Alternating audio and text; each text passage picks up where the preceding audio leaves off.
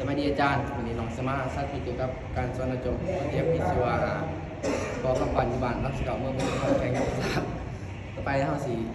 ไปเขาไปหาเจ็บกันเนาะสบายดีพอสิได้ดีอ๋อด้วยพอมาแต่บ้านได้พอด้วยพอมาแต่มาไกลแล้วพอเนาะพอจะได้พอมีการ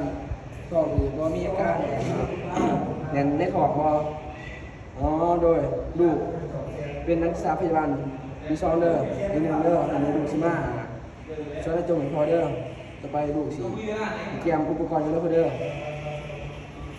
ต่อไปเขาสิมาหลังนะหลังที่เขาไปกันแล้วก่อน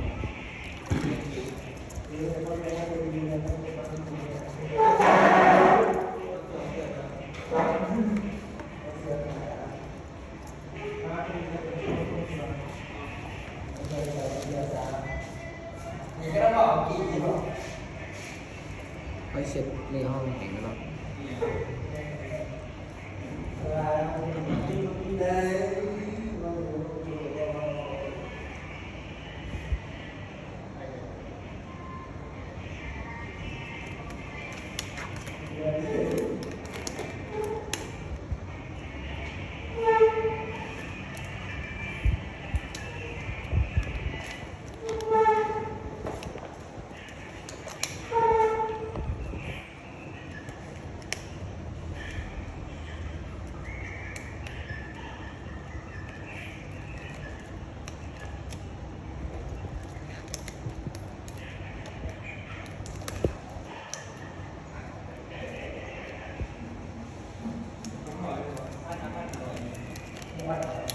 การร่างอันนั้นนะเพื่ออะไรเพื่อ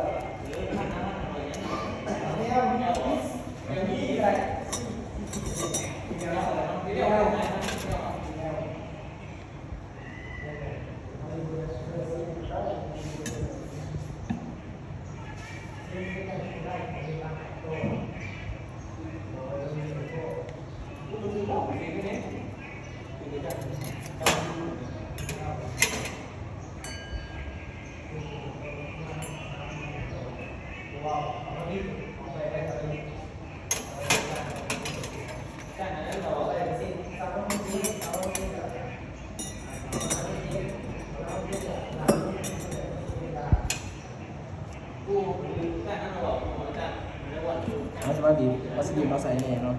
เปิดตาตรงนี้ต้องบอกมีสั่งเติมตรงนี้ตามเถื่อที่เถื่อต้องบริการต้องเถื่อต้องสีมากเลยเนาะผู้มาถือไปถือด้านข้างหรือของอะไรตามเถื่อตามนี่แหละแล้วมันจะเช็คว่า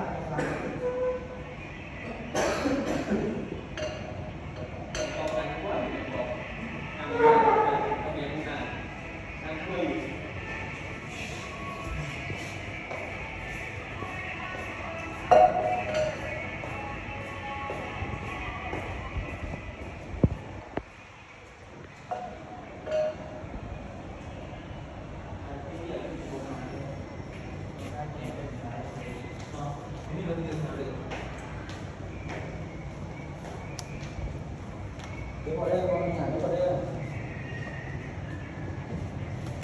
แล้วสิว่าห้องนี่เนาะไปเดินต้องไปเนาะรายการหลักสี่ไปเลย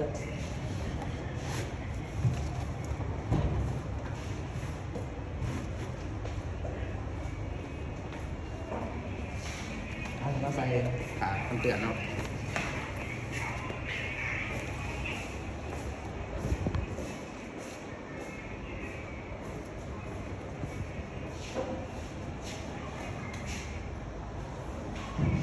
นี่คือทายบ่พี่แกนี่คือทายบ่ใช่เลยที่ไม่ได้พูดเลย เบิดกูจะเบิดเลยมันเปลี่ยน30%เดี๋ยวเขาจะมาใส่หนับเนาะหนับเท่าที่ใส่ประมาณ1,500เนาะ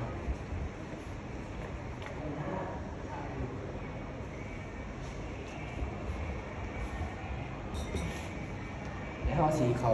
ไปหาเจ็บเดินนอนเวลาห้องยังรู้ก่อนแล้ว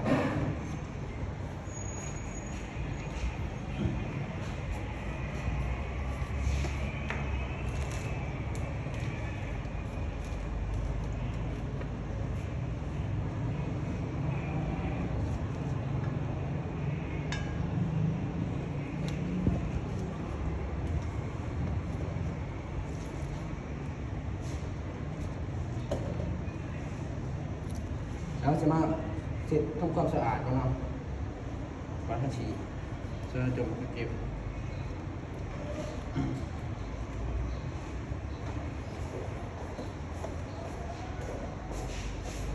แล้วจะใส่วัสลิน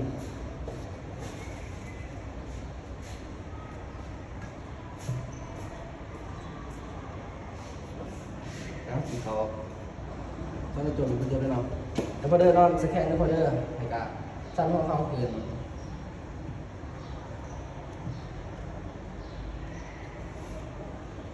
แล้วสิทำความสะอาดมุทวันเขาเก็บเนาะ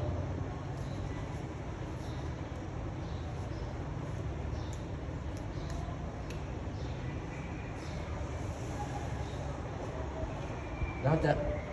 ตีมุทวันเขาเก็บเนาะแล้วที่เขามุทวันเมตรเจ็ดเนาะแล้วว่าถ้าเขาบอกเขาเจ็บเนาะเบิ่งสีหนาของเขาเจ็บผมเนาะว่าถ้าเขาเจ็บมีอาการกันมาได้แล้วเขาจะเอาออกเนาะแต่ว่าคนเจ็บกันได้เขาจะบอกคนเจ็บเนาะกดไว้ก่อนกดไว้ก่อนนะพ่อเด้อแล้วจะปล่อยนำเข้าไปเลยเนาะตัวค่อยๆปล่อยเข้าไปจนกว่าคนเจ็บจะมีอาการทายจากหัวทายเนาะ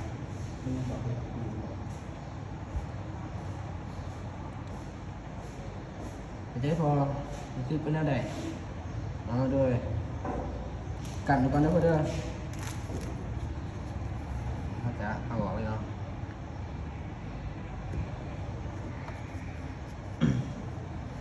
แล้วจะอันใหม่พุทธวันเขาเจ็บเนาะ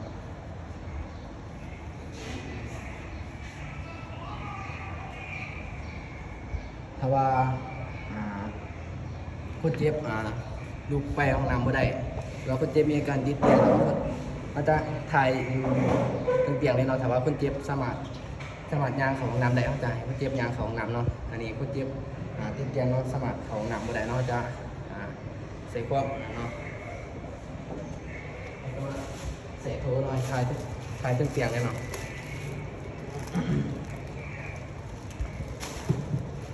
แล้วพอเด้อ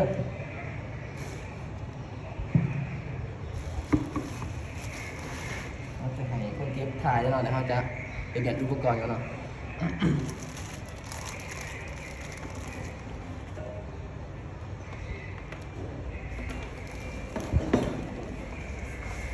แล้วเขาจะเข่าให้เขาเจ็บนะว่าคนเจ็บมีอาการถ่ายแล้วหรือบอกเพราะว่าคนเจ็บถ่ายแล้วเขาจะเอาออกเลยเนาะแล้วคนเด้อพอถ่ายแล้วหรออ๋อโดย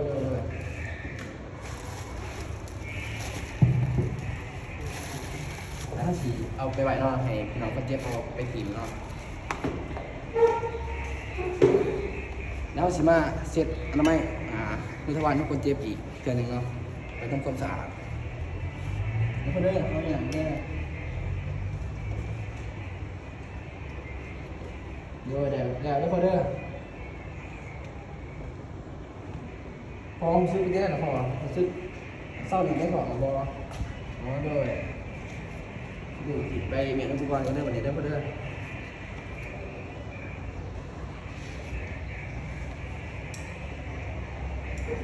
แล้วสีก็ผ่านี่ห้องเหนียวเนาะแล้วก็ได้ก็ต้องเนี่ยโอ้โหนี่นักเด้อ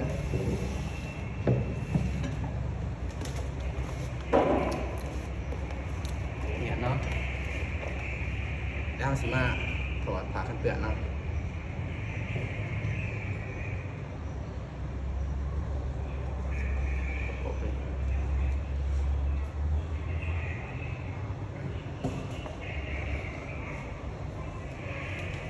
หลังจากเขามัดแน่นเป็นไปเนาะที่ให้โมเนาะที่อยู่น้ำเขาเนาะต่อไห้เนาะ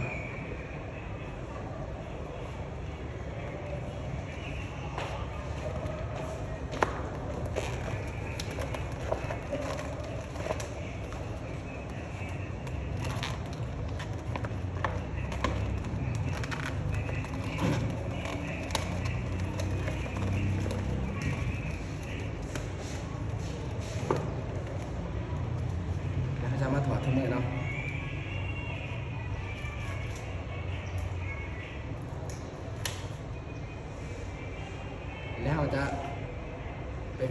เจ็บเนาะแค่นี้เนาะ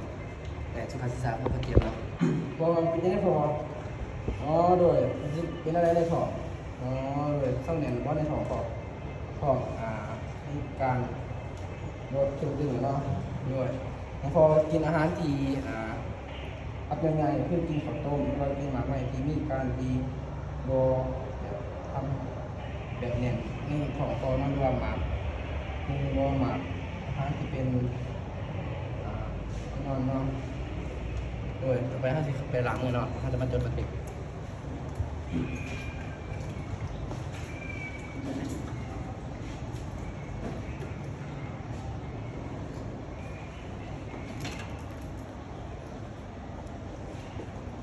ในวันที่24เดือน11เราได้ให้เรามีอาการส่วนอาจมให้เพิ่นเรียกมีชื่อว่าพอค่ำเนาะอยู่บ้านรัศกาเมืองปทุมพรเนาะเพิ่นก็มีอาจมทุกคนก็มีเศษอาหารที่เป็นสีดำเนาะอาหารอาจมทุกคนเป็นอาหารสีดำเนาะนี่เพราะว่าเพิ่นบ่ได้ทายมาหลายอาทิตย์แล้วเนาะประมาณ2อาทิตย์แล้ว